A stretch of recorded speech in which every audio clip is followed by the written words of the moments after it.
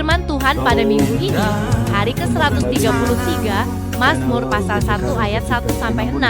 Perikopnya kebahagiaan sejati, dilengkapi dengan prakhotbah. Injil Matius pasal 13 ayat 10-17. Mengapa Yesus memakai perumpamaan waktu bicara dengan orang banyak? Yang ke-133 itu minggu Eksodus. Dengarlah suaraku, ya Allah. Yang diambil dari buku Mazmur pasal pertama 1 ayat yang ke-1 sampai 6. Dalam perikop ini dikatakan kebahagiaan yang sejati.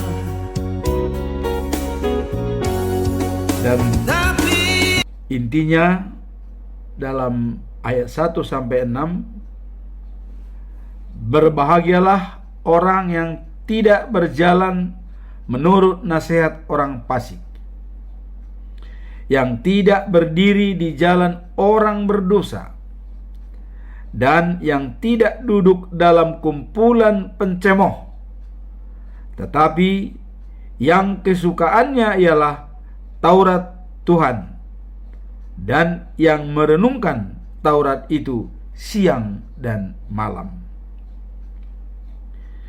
Ia seperti pohon yang ditanam di tepi aliran air, yang menghasilkan buahnya pada musimnya, dan yang tidak layu daunnya.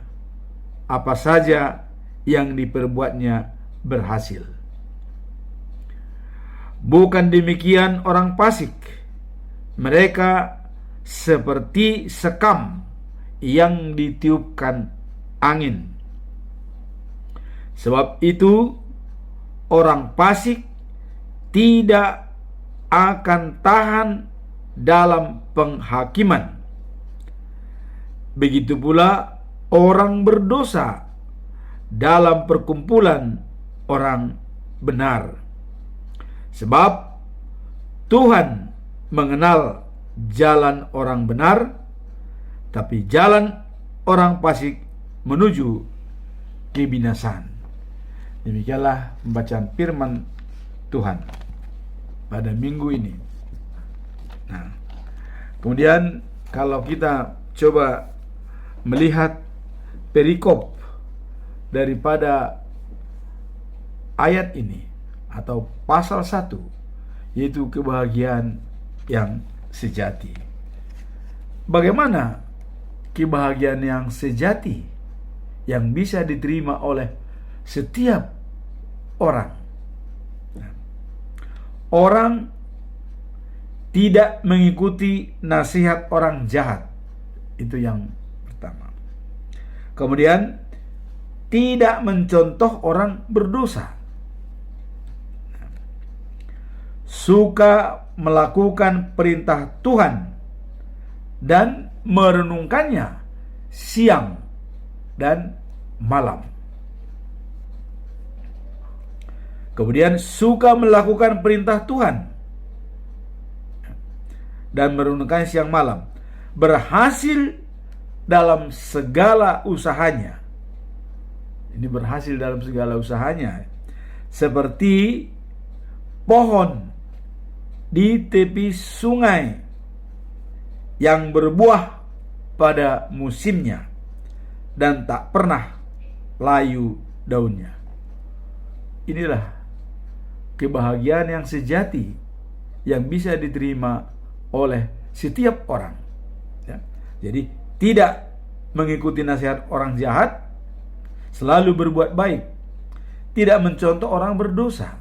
Artinya dia bisa menghindar kalau ada perbuatan-perbuatan yang tercela, yang tidak sesuai dengan firman Tuhan. Suka melakukan perintah Tuhan, ya, taat, setia, dan yakin, dan merenungkannya siang dan malam. Kemudian segala usahanya berhasil, termasuk pohonnya, ya, seperti pohon. Jadi usahanya itu berhasil seperti pohon di pinggir sungai, di pinggir air yang berbuah pada musimnya, ya, dan daunnya tidak pernah layu. Inilah merupakan kebahagiaan sejati yang bisa diperoleh oleh setiap orang. Kemudian apa sebaliknya? Di samping kebahagiaan sejati, ada juga yang tidak bahagia dan sangat dimurkai oleh Tuhan Allah. Orang jahat, ia seperti sekam yang dihamburkan angin. Jadi kalau kita melihat sekam itu, ya, dihamburkan angin, tidak jelas kemana larinya, kemana jatuhnya, ya. Kemudian orang jahat akan dihukum Allah dan tidak tahan dalam penghakiman, ya. Tidak kuat mereka apabila ada penghakiman, karena mereka sudah melakukan kejahatan dan mereka dipisahkan dari umatnya. Jadi ada pemisahan tadi antara orang baik dan orang jahat. Nah, sebab orang taat dibimbing dan dilindungi. Jadi yang tadi itu kebahagiaan sejati itu apabila sudah orang mendapat kebahagiaan itu dibimbing dan dilindungi, ya, dibimbing dan dilindungi. Nah, kemudian kalau orang jahat itu menuju kepada kebinasaan. Jadi di sini sudah jelas dibedakan mana kehendak Allah, mana yang dibenci oleh Allah. Nah, kebahagiaan sejati ialah apabila kita dibimbing dan dilindungi oleh Tuhan. Inilah yang bisa kita simak dalam perikop ini, ya, bahwa Mazmur pasal 1 ayat 1 sampai 6 ada kebahagiaan sejati, ya. Nah, tapi orang jahat ia seperti sekam yang dihamburkan. Dan orang jahat tidak tahan dalam penghakiman, ya. Dan mereka dipisahkan dari orang yang benar. Jadi kebahagiaan sejati ialah apabila kita dibimbing dan dilindungi oleh Tuhan. Itulah kebahagiaan sejati. Jadi tidak menyembah berhala dan tidak melanggar firman Tuhan, dan kita selalu dibimbing dan dilindungi oleh Tuhan. Apakah kita mau menerima kebahagiaan sejati? Haruslah taat kepada Tuhan untuk dibimbing dan dilindungi. Nah, kemudian prakhotbah diambil dari buku Injil Matius pasal 13 ayat 10 sampai 17. Nah, ini ada istilah mengapa Yesus memakai perumpamaan. Jadi pengikut-pengikut Yesus bertanya, mengapa Bapak memakai perumpamaan kalau berbicara dengan orang banyak? Ini pertanyaan daripada murid-murid Tuhan Yesus, ya. Nah, kemudian Yesus menjawab, kalian sudah diberi anugerah untuk mengetahui rahasia bagaimana Allah memerintah, sedangkan mereka tidak. Nah, jadi kenapa Yesus selalu memakai perumpamaan di depan orang banyak? Karena mereka belum mengerti rahasia daripada Allah. Nah, sedangkan murid-murid ini sudah bersama Yesus, sudah dibina dan sudah mengerti apa rahasia Allah yang sebenarnya dan apa maksud tujuan kedatangan Tuhan Yesus Kristus di dunia ini, kan untuk menyelamatkan. Nah, sedangkan orang banyak tadi masih belum mengerti mereka siapa Yesus, bagaimana. Maka Yesus selalu memakai perumpamaan supaya bisa masuk dalam pikiran mereka. Nah, karena orang yang sudah mempunyai akan diberi lebih banyak lagi, dan ia akan berkelebihan. Nah, ini seperti orang yang sudah mempunyai itu diberikan lebih. Nah, tetapi orang yang tidak mempunyai apa-apa maka sedikit yang ada padanya malah akan diambil. Ya. Jadi ini ada istilah ya, yang banyak semakin ditambah dan yang sedikit semakin dikurangi, malah habis. Ya. Maka dalam istilah Batak, istilahnya ada buang ganda, holit mago. Jadi selama kita memberi, kita semakin mendapat banyak. Tapi semakin kita pelit, ya, itu tidak akan bertambah, akan semakin habis.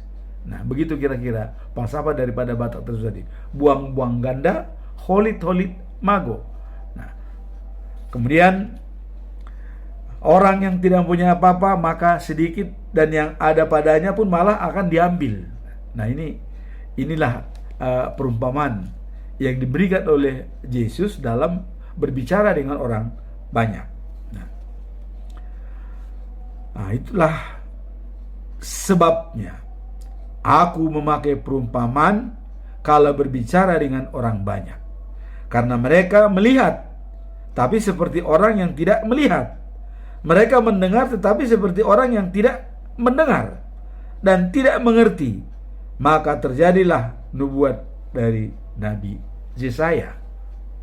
Nah, Yesaya sudah pernah menubuatkan ini, ya, dalam Yesaya pasal 6 ayat 9 sampai 10.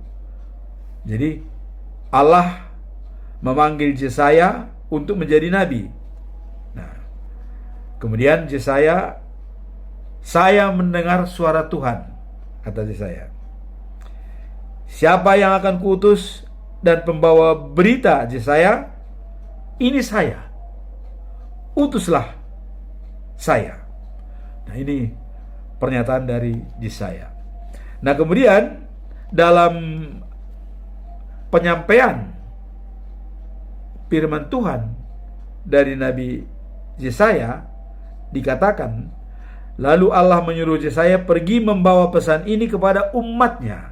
Terus dikatakan, kamu akan terus mendengarkan tetapi tidak mengerti. Jadi ada istilah memang berbicara untuk dipahami, mendengar untuk dimengerti. Nah, jadi ini kata Nabi, tidak mendengar tapi tidak mengerti.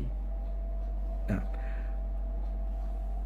kamu akan terus memperhatikan tetapi tidak tahu apa yang terjadi. Ya. Nah, ini sudah dinubuatkan. Lalu berkatalah ia atau Tuhan kepada Yesaya, tumpulkanlah pikiran orang itu, tulikan telinganya dan butakan matanya, supaya mereka jangan melihat. Wah, ini agak kencing ya. Nah, Allah berkata, mereka akan terus mendengar tetapi tidak mengerti. Mereka akan terus memperhatikan tapi tidak tahu apa-apa yang terjadi. Nah, ini jadi memang tadi waktu kata Yesus tadi sudah dibuatkan oleh Yesaya mengenai pesan-pesan Tuhan Yesus, ya, bahwa itulah sebabnya aku memakai perumpamaan kalau berbicara dengan orang banyak, kata Yesus. Karena mereka melihat, ya, tetapi seperti orang yang tidak melihat. Sudah dilihat, tapi seolah-olah tidak dilihat. Acuh, ya. Sudah tahu berita itu, tapi mereka masa bodoh. Ya. Nah, dan ini terjadi di bangsa Israel pada zamannya Yesus datang ke dunia ini. Ya. Bahkan apapun dikatakan Yesus, Yahudi tetap tidak percaya, ya. Bahkan kuburannya sendiri pun sampai saat ini tersiar, itu katanya dicuri orang, ya, dicuri, bukannya bangkit. Nah, jadi kalau kita melihat asal usul agama di dunia ini, ya, the Old Testament Yahudi, Taurat, Zabur. The New Testament itu Kristen. Nah, the Last Testament itu Nabi Muhammad. Semuanya ini satu sumber. Satu sumber. Jadi seharusnya tidak ada perbedaan, ya, kalau satu sumber. Tapi kenapa bisa berbeda? Nah, inilah yang tadi dikatakan itu, bahwa aku memakai perumpamaan kalau berbicara dengan orang banyak, ya, karena mereka melihat tetapi tidak seperti orang melihat, mereka mendengar tetapi seperti orang yang tidak mendengar dan tidak mengerti. Maka terjadilah nubuat Nabi Yesaya. Nah, itu nubuat Yesaya sudah terjadi.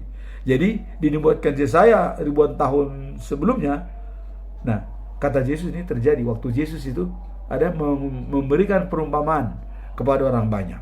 Karena orang banyak ini, ya, tidak semua mengerti. Tapi tadi kalau kepada murid-murid atau pengikutnya dikatakan, kamu sudah diberikan anugerah untuk mengetahui rahasia Allah. Walaupun Filipus, ya, kalau kemarin masih bertanya, mana jalan itu, tunjukkanlah supaya kami tahu dengan Bapa, katanya. Datang, wah Filipus, sudah lama kau bersama dengan aku, masa kamu tidak tahu di mana Bapa? Bapa dalam diriku, aku dalam diri Bapa. Kalau kau melihat saya, sudah melihat Bapa, terus mau apa lagi? Nah, kira-kira begitu. Nah, kemudian dikatakan di sini, ya, lalu saya mendengar suara Tuhan, siapa yang akan kutus, itu Nabi Yesaya tadi, ya. Nah, kemudian kelanjutan daripada Allah tadi berkata, mereka akan terus mendengar tetapi tidak mengerti, mereka akan terus memperhatikan tetapi tidak tahu apa-apa yang terjadi lainnya. Nah, sekarang pun, ya, kematian Yesus dan kebangkitannya, Yahudi masih belum percaya. Bahkan mereka masih belum ada kedatangan Mesias. Karena di perjanjian lama tidak ada Mesias datang. Hanya nubuat bahwa ada Raja Penyelamat. Bahkan Allah sudah berjanji kepada Raja Daud, dari keturunanmu lah datang Raja yang akan memimpin segala dunia, dan di Sion lah dia tempat tinggalnya, dan halamannya emas murni. Itulah the news of Jerusalem, ya. Nah, tapi di dunia ini pun sudah datang Raja Penyelamat, sudah datang, yaitu Yesus Kristus, dari keturunan Raja Daud, dari keturunan Nabi Daud, ya. Dia adalah generasi ke-60 dari Adam. Nah, kalau Daud generasi 33 dari Adam. Nah, jadi kalau Yesus adalah generasi, ya, 33, 60 dikurang 33 sama dengan 27. Jadi generasi 27 lah Yesus dari Nabi Daud. Dan itu sudah digenapi. Dari keturunanmu lah yang akan menyelamatkan dunia. Nah, tapi dengan datangnya penyelamat, apakah orang serta-merta percaya? Oh, tidak. Masih banyak yang tidak percaya. Bahkan, ya, murid-muridnya sendiri masih ragu. Nah, setelah dikatakan oleh Yesus, akulah jalan dan hidup. Tanpa melalui aku, tidak ada yang sampai ke Bapa. Nah, karena Bapa di dalam aku di dalam Bapa. Berarti jelas. Nah, saya akan ajukan kepada teman-teman, kepada semua, kalau kita mempunyai sumber yang sama, ya, Alkitab dan Al-Quran itu perjanjian lama, itu suatu sumber, ya. Tidak ada sumber lain, satu sumber. Dan itu perintah dari Allah. Saya kira kalau ada masih belum percaya bahwa Yesus itu adalah Tuhan, dia merugi, ya. Karena dalam penghakiman nanti, Yesuslah yang menghakimi manusia yang akan masuk ke Yerusalem yang baru. Nah, kalau kita tidak mengenal dia, apakah bisa dihakimi? Saya kira sulit, ya. Nah, jadi itulah makanya saya katakan selama ini bahwa fokus kita pada tujuan akhir hidup kita. Life after life, the news of Jerusalem. Artinya, kehidupan setelah kita hidup di Yerusalem yang baru. Karena Yesus sudah mengalahkan kematian. Dia mati di kubur dan bangkit pada hari yang ketiga. Jadi si iblis tidak berkuasa lagi. sudah dikalahkan kematian itu. Sebab kematian kuasanya iblis, tapi kehidupan kuasanya Tuhan. Nah, kemudian kata Yesus kepada pengikut-pengikutnya, sebab kalian sungguh melihat dan mendengar. Nah, ingatlah, banyak nabi dan orang yang taat kepada Allah. Nah, ini dikatakan, banyak nabi dan orang yang taat kepada Allah. Kemudian, ingin melihat yang kalian lihat sekarang ini, tetapi mereka tidak melihat. Jadi, Yesus mengatakan banyak nabi dan orang yang ingin melihat apa yang kalian lihat sekarang, tapi mereka tidak melihat. Tadi berbahagialah semua murid-murid ini bisa menyaksikan dan melihat Yesus sebagai juru selamat. Itu yang dikatakan Yesus. Berbahagialah kalian. Nah, mereka ingin mendengar apa yang kalian dengar sekarang ini, tetapi mereka tidak mendengar. Nah, jadi jelas memang banyak orang, apalagi tadi dikatakan adalah melihat tapi pura-pura tidak melihat, mendengar pura-pura tidak mendengar ya. Nah, kalau Emerson mengatakan bahwa saya berteriak di depan Anda berteriak di depan saya, tapi saya tidak mendengar. Nah, ini lain lagi nih konotasinya, karena yang berbicara itu tidak role model. Tapi sekarang yang berbicara itu role model. Saya berbicara, Anda tidak mendengar atau pura-pura tidak mendengar. Nah, jadi berbicara untuk dipahami dan mendengar untuk memahami. Inilah. Jadi Yesus sudah mengatakan banyak orang ingin melihat, ingin mendengar seperti kalian sekarang ini, tapi mereka tidak ada kesempatan mendengar, tidak ada kesempatan melihat. Maka berbahagialah orang yang mendengarkan firman Tuhan yang langsung diberikan oleh Tuhan Yesus, dan berbahagialah orang yang sudah percaya kepada Tuhan Yesus bahwa Dia adalah Allah, dan walaupun dikatakan Dia utusan Allah, tapi Dia sebenarnya adalah Allah sejati. Kenapa?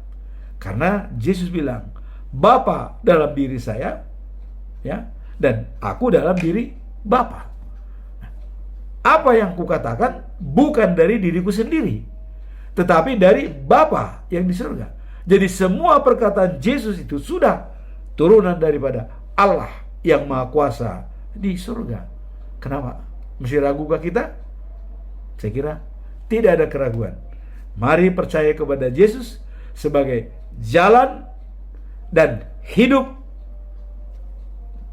Tanpa melalui Dia, kita tidak bisa sampai kepada Bapa. Karena kenapa melalui Dia? Karena Dialah Bapa dan Dia Anak. Sekianlah khotbah minggu ini. Semoga apa yang kita sampaikan bisa berkenaan pada kita semua, dan belajarlah kalau bicara untuk dipahami dan mendengar untuk memahami. Semoga kita semua bisa dipahami dan bisa memahami, dan terutama untuk hidup setelah kehidupan sekarang di News of Jerusalem. Amin. Tuhan memberkati.